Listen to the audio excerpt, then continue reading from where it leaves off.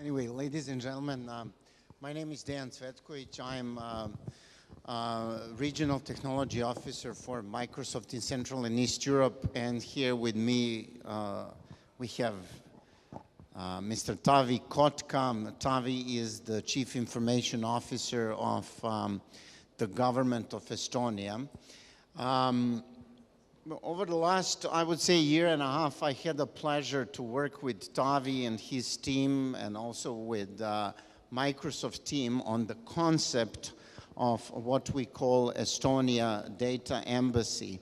But Tavi, before we dig into the details, I think one question that always comes from any audience, and we could see that just over the last couple of minutes, is what is actually the root cause of Estonia being digitally successful? What happened there, and what is the environment, what is the mindset that you saw in Estonia over the last whatever number of years in order to really say there is a leapfrog comparing to other countries? And there is a leapfrog. Like even yesterday at this conference, 50% of the sessions were referring to the situation of Estonia, and even the conversation now, and not only on this conference, but everywhere else. What is so different at the foundation in Estonia that really made you maybe not truly digital still, but definitely on the path to be truly digital before anybody else? First of all, let me say that we are far from being successful.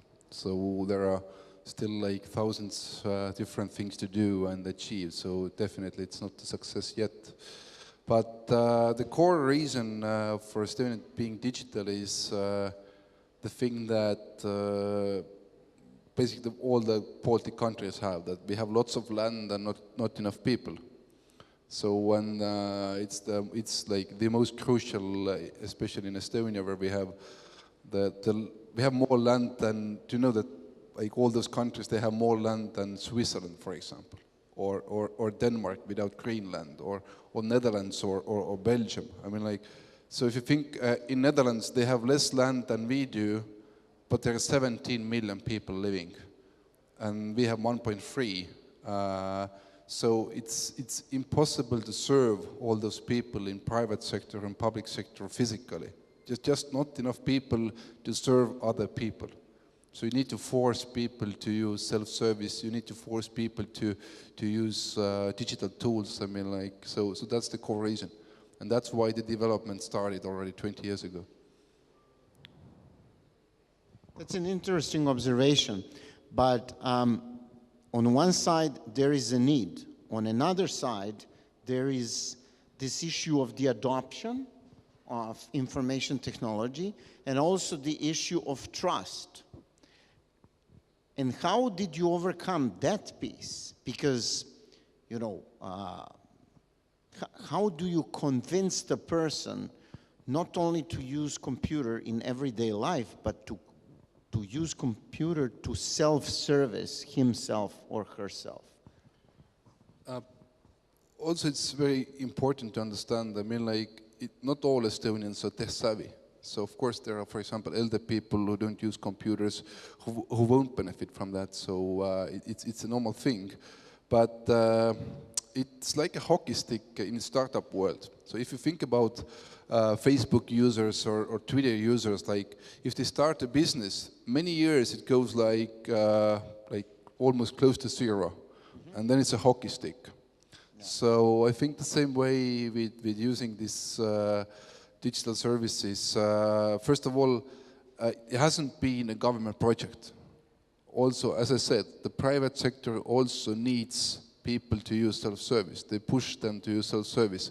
So people, they need to use tools even if they want to interact with a bank or with a telecom company, whatever. And I mean, like, we issued our ID cards like 13 years ago. And it took 5 years, close to zero, and then goes up. 5 years. So it's not like, oh, it's a new thing, okay, let's try out, okay, let's have it. I mean, like, the e-voting, we just heard, the numbers are increasing every election, but it's still like 30%. It's not 100. It's not for everybody. So that's important thing to understand. So giving digital tools, giving those portals and stuff, you basically provide alternatives, but you don't replace it. We are not digital-only country. I mean, like. But in the essence of every interaction with the government, at least from the personal perspective, in the essence, there is this thing called identity, right? And if you want to move to the digital world, it is obvious that you need to start utilizing the digital identity. And you know, for us that are in the information technology, digital identity is a simple thing to comprehend. But how would I explain digital identity to my mother? Okay. And get her to use it? How? Okay. You are way older than me, so it might be hard to explain it to your mother. It was quite easy to sell it to my mother. But yeah, it's a good question. The way how we sell it is that like people need to understand that is if you want to force people to use internet on their own computer, you have to be sure that behind the computer is exactly that person. And that's why how we sell it. I mean, like, for example, our statistics shows like e-voting among elder people is as popular as among young people.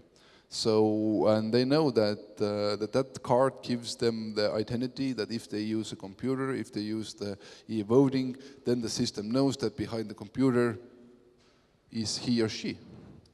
So that's the core concept how we sell it.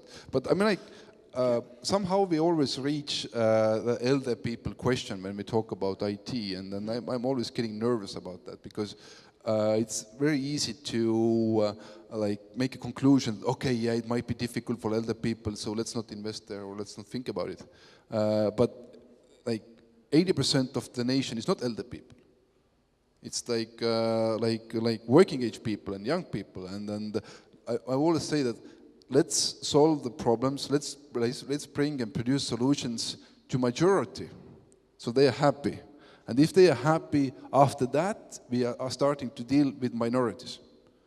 So, and we shouldn't put the minority question always like as a first one, like, what about elder people? I can't say I don't care, yes I care, but I care more about the majority first, and then I start caring about the minority.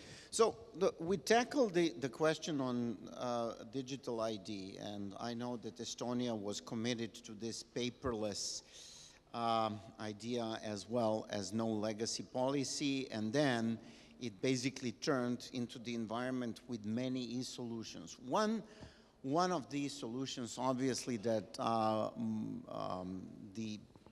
the world and the industry was really keen to learn more was this idea about Estonia Digital or Estonia Data Embassy.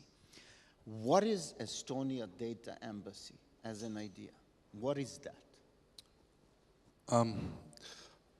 It's a thing that every government needs after time to time. The point is that if you digitalize everything, if all the registries, what you have, are only digital registries, I mean, like, let's think about it. We have a business registry or we have a property registry. Like, it's a place of, let's say that you own a house here in Lithuania.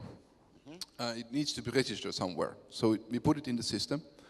In Estonian case, the digital registers, they are more important than the paper ones. So if you go to the court and you have something paper stating that this building belongs to you, but my registrar says that it doesn't belong to you, I will win. Because papers can be faked, information in registry can't be faked because there is always a trail.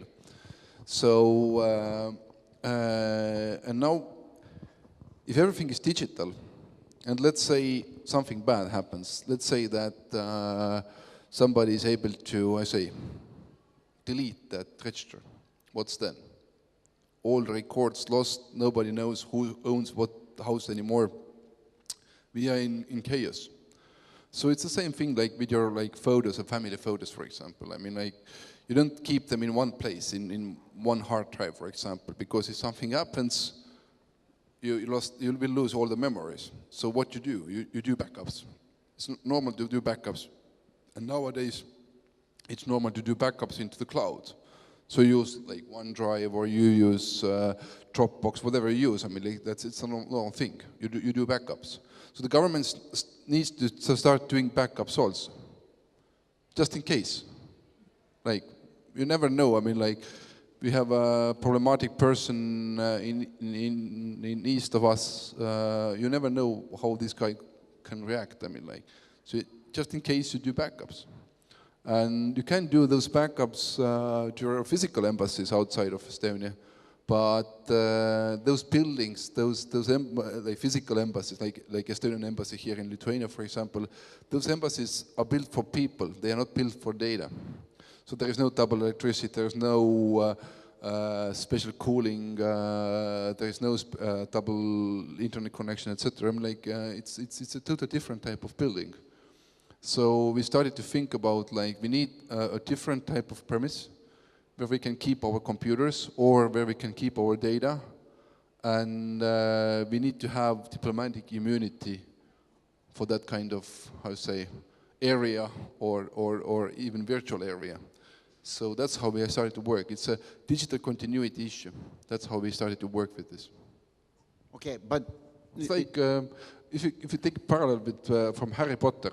And if you think about Lord Voldemort putting his soul in different places, it's the same thing, that nobody can kill you. I mean, like, even if you, how they call this, Horcrux?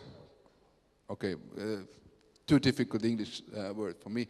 So, so even if you delete or like damage one location, doesn't mean that you can kill the system. okay, but you did address the issue of data here, and you know, at the end of the day, data is the source of the knowledge. Data has its value, but that value is realized only if there is the application or set of applications, some source code that is massaging that data, processing it, and at the end of the day provides the value out of that processing. What happens with applications? You said that you're storing data elsewhere. What about the applications? The application seems to still to be in Estonia, or no? No, currently we have backed up this way data already last 9 years.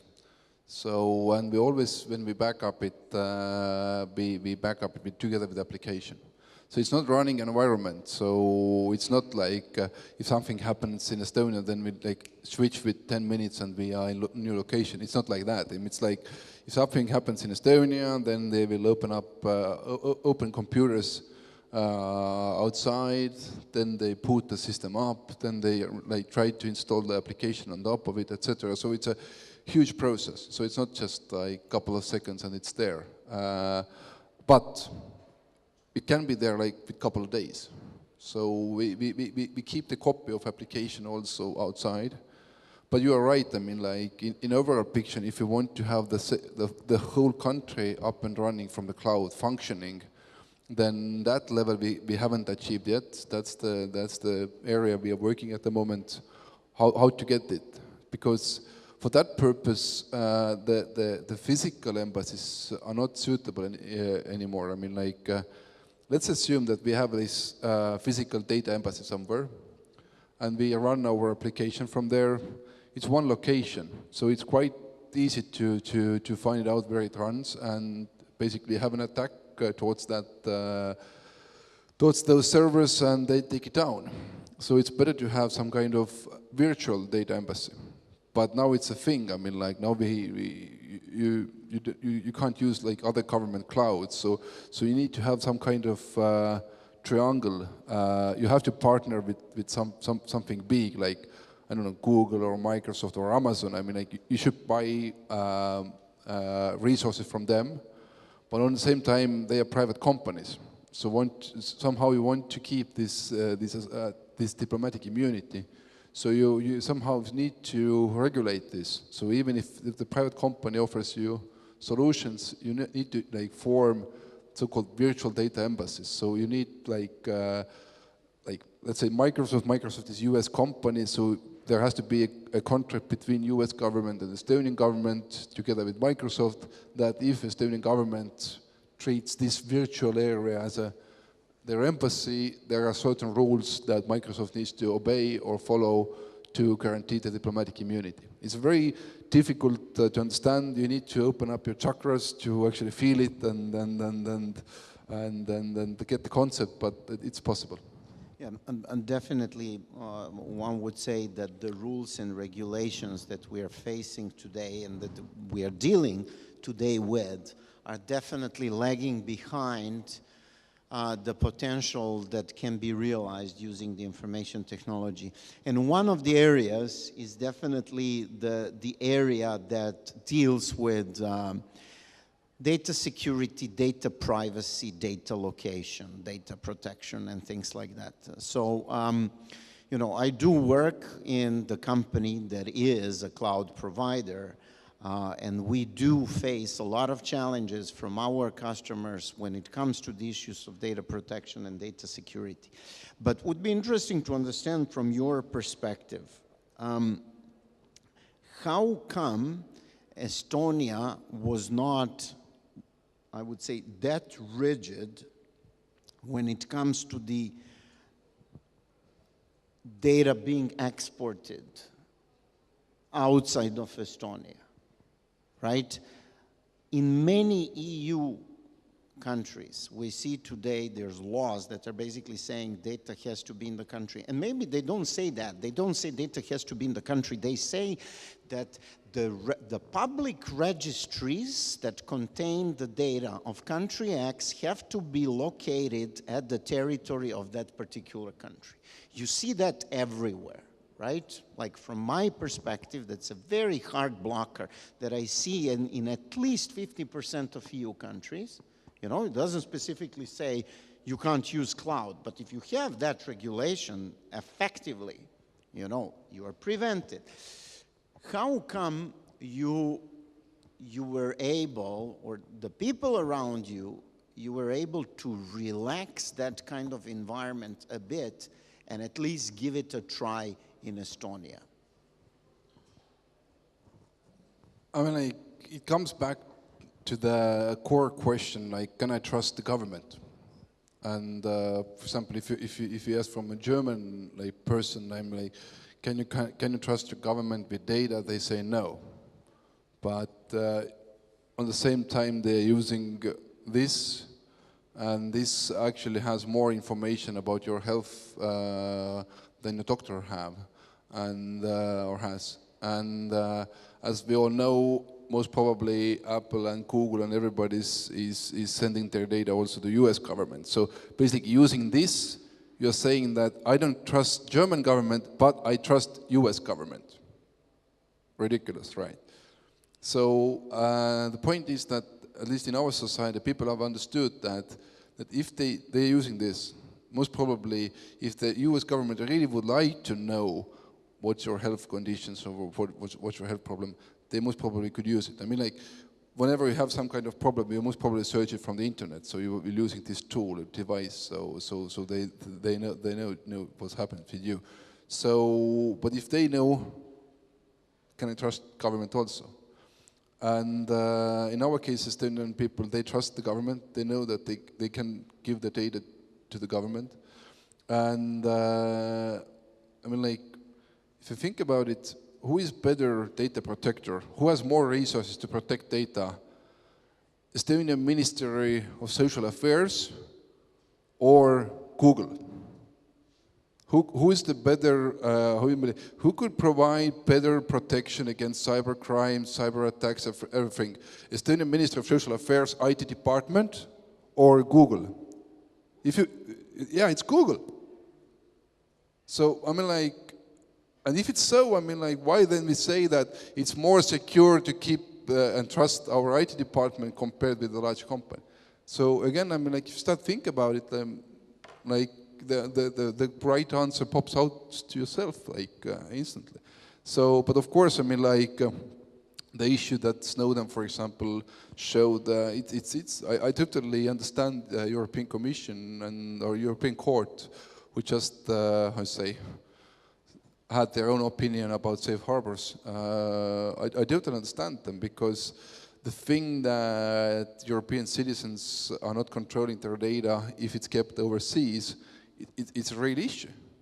But when we do our virtual embassies, when we do our data embassies, it doesn't mean that we run our solution from there. It's a backup. So if something should happen in Estonia, then we use those systems. But listen, if something should happen in Estonia, so we are in trouble. And if we are in trouble, it has to be a serious trouble if we go abroad.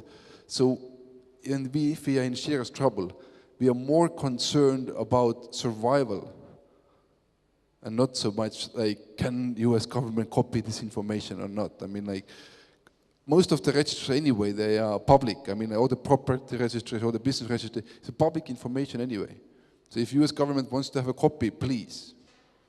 Even if you have a suggestion how to improve our economical situation, great, give some advice to us. Again, like, can I use Google Gmail?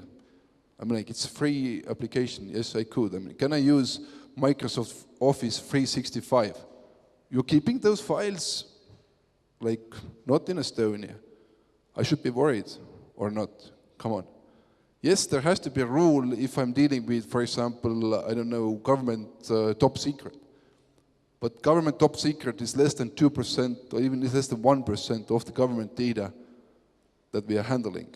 So thinking about this, if only 1% should be treated with extra like care, we should design the systems not about this 1%, but about the 99%, and deal with careful and with special care with this 1%. Interesting. So Dropbox is okay for me. Yeah. Skype is okay, even though it might be leaked, the information might be leaked. My computer is somewhere there. I mean, like, and I'm not worried because I know that there is no like government secrecies there. Even if it's stolen, whatever, I know it's just some hardware loss. All my files in a cloud, I can manage them with my phone. I can manage with them a computer. We don't keep top secrecy in this way, of course. But no, your observation about security, what is more secure, having data in the cloud or on premises, that was, I have to say, that was an academic discussion all until 6 months ago. But at least, you know, from the perspective of Microsoft, and I'm pretty sure it's the case with Google and Amazon as well, the statistic now shows that the attacks that are vulnerable are not happening in the cloud, they're happening on premises. Simply because our mutual customers do not really follow the prescriptive guidelines on time. And one more thing that I want to say, you mentioned the data from your phone. I would say that every time you travel abroad and every time you give the passport, it has all of the personal data is there. So every time you give your passport to the immigration officer, when he puts it on that machine, he gets all of the personal data from your passport, and that personal data lands as a property of the particular government, the country that you are entering. And it's always there. And they also get my biometrics. So. Yeah. So you mentioned that the data embassy idea is a backup now, but do you really envision the case when, in the future, when we ensure the complete trust, you can actually have the citizens of Estonia accessing all of the e-government services from their devices, anytime, anywhere, on any device, but that feed actually comes from the cloud, from somewhere, no matter where that somewhere is? You know that we even think further. So I have another keynote in another room at 2. So if you want to hear more about the Estonian residency project and how we are doing with this, I believe that the next disruption will come from government sector to the world. I believe that there will be more and more countries like serving people from other countries digitally, increasing the population through digital citizenship. I believe that there will be more countries without territories. So, I don't know, country of Silicon Valley that doesn't actually have physical territory, but somehow they operate. And I will talk about this next, more about in next session. I believe that government should, I mean, like if you take, for example, the property registry, I can't understand why the government needs to keep it. Why can't we give it back to the people in a way that, for example, we use blockchain technology and people manage it. It's not like currently, I mean, like for every registry, government has to hire people, like IT people, product managers, the ones who deal with the registry. I mean, like whatever is the registry. So, but at least with the simple ones, I mean, business registry, property registry, already we could give it back to the people and then use, for example, blockchain there. So I see that the how to say, the role of the government will change. I mean, like it's more about taking care of the minorities. It's taking care of the social problems, and not so much about managing the country. So the managing of the country will go back to the people, and the government role will drastically change. And to achieve that, if you give it back to the people, it means anyway it goes back to the it will be like decentralized, and it will be like cloud-based, blockchain-based technology. David, this was the great introduction and advertising for the next session that takes place in 6 minutes in the room diagonal from here. So thanks for that. At this point, I will just turn to the audience to see if we have any questions here. We have a couple of minutes left. So, any questions?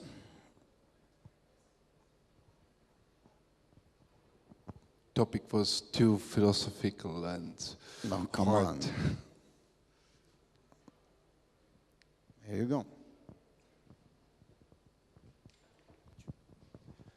First time when I heard about this project of virtual embassy or virtual or data centers abroad, saving data, an example, Estonia is occupied, I thought it's a really great idea.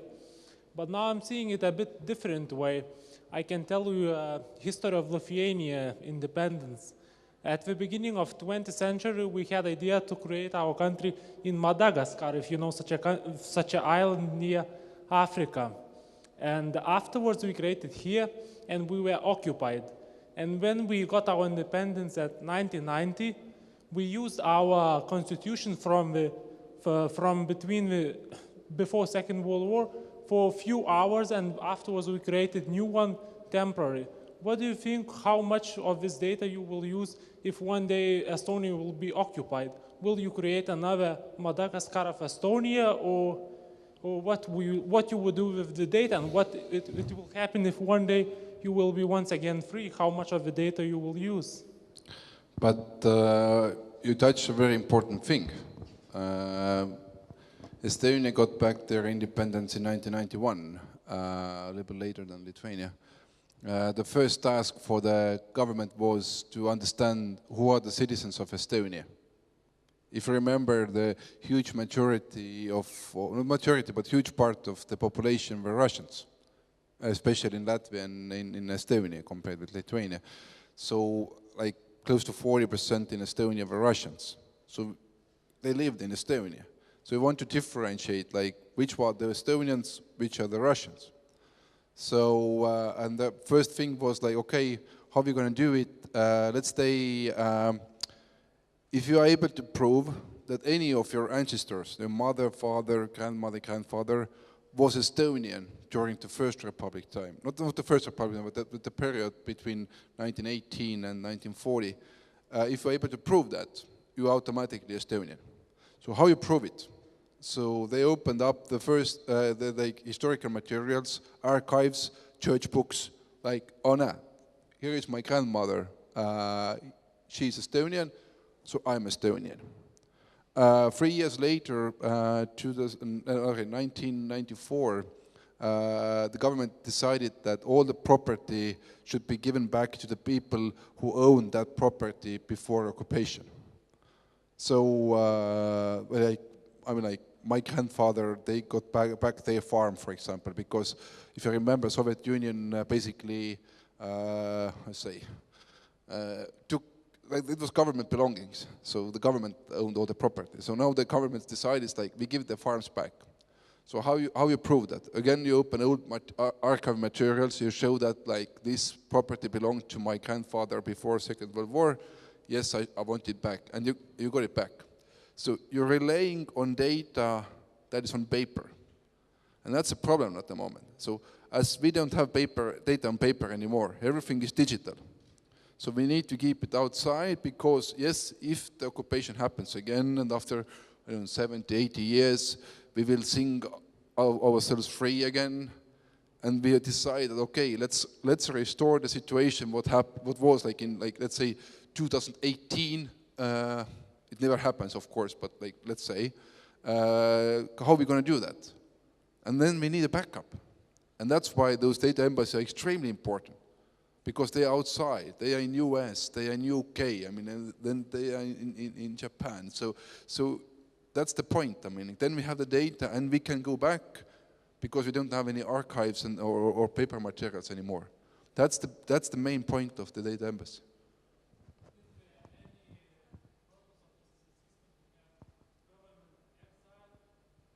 You can use it. I mean, like, our ultimate goal is to be able to run a country from the cloud, like physically I mean, like, you can occupy a country, but you can't occupy people's, like, free mind. So yes, you can not government exile, but government in a cloud. I will start talking about. Yeah, I come to that meeting. Let's just shift to another No, room. let's not. We have another discussion here, so. I'm sorry? We have a good practice sharing with Poland, so yeah, people can choose if they want to go there. But we're still having a You can choose to stay here or continue to listen to the story how it's solved.